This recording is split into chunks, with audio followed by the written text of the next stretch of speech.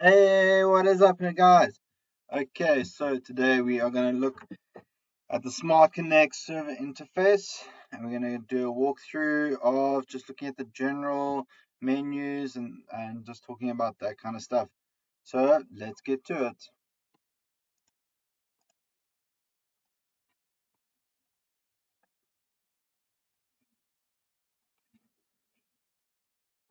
Okay, so I'm going to double click on Chrome and open up a new web page.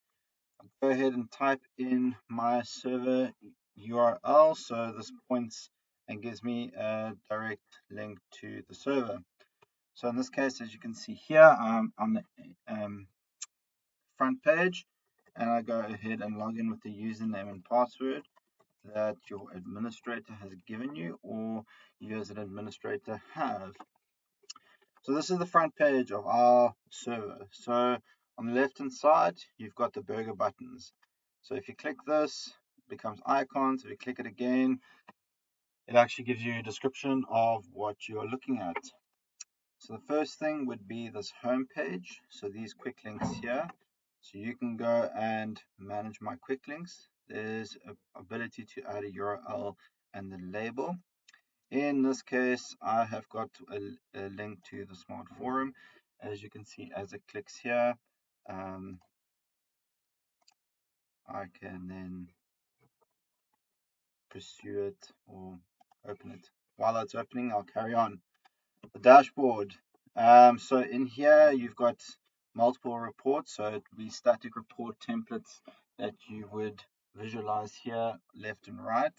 And you can compare it left and right. So you would go to create a new one and you can select uh, dashboards from specific conservation areas that are on your Smart Connect. Create that. So you would have to create icons and all that kind of stuff in Smart as a report template. The My Account, this is for you as the administrator, your username, your email, if you want to change a password. If you have a default conservation area, you can define it here, but because I'm an admin for all of them, I just leave it blank. Next thing is under conservation areas. Here you've got all the list of conservation areas and manage the data models across those ones. So I'm not going to go into detail here. You will see it at a later stage. On alerts, this will be amazing because you can see everything on a map of what is being created and that kind of stuff. Alerts on the stuff on the side here, you'll be able to configure that as you see fit. Again, we'll go into detail a little bit more. Same with queries. You've got all your queries from each conservation area on the left. They carry across the folder structure that you have within that specific conservation area.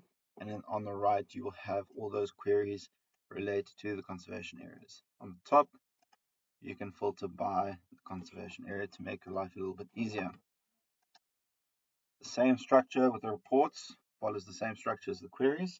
So on the left here, you've got your report folder structure, and then on the right, the different report types that you have created.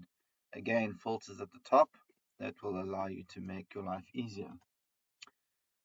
Shared links and tokens. If you want to share your information with somebody that's not a Smart Connect employee or has a username and password, all these token addresses that you do create here or on the queries or on the report side of things will come up here, and you can then manage it from one central location.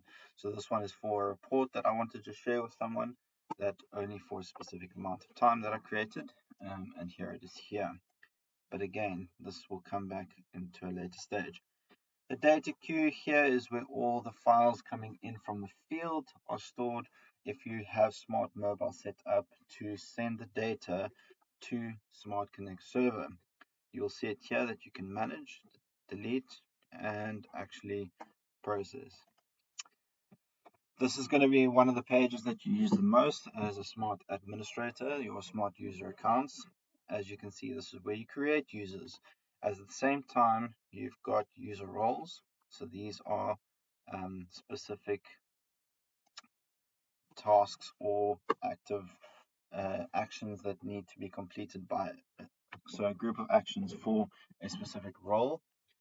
And then on the top here, you'll see all the different desktop users for the conservation areas. So you can also manage that, refresh and add as you want. Again, go into more of this a bit detail a bit later. Anything to do with smart mobile is configured around this page here. Smart mobile packages, specific routes that you want the guys to follow, private packages, any API keys that you want to create for a specific conservation area, and then Smart Collect if you are creating users here for Smart Collect.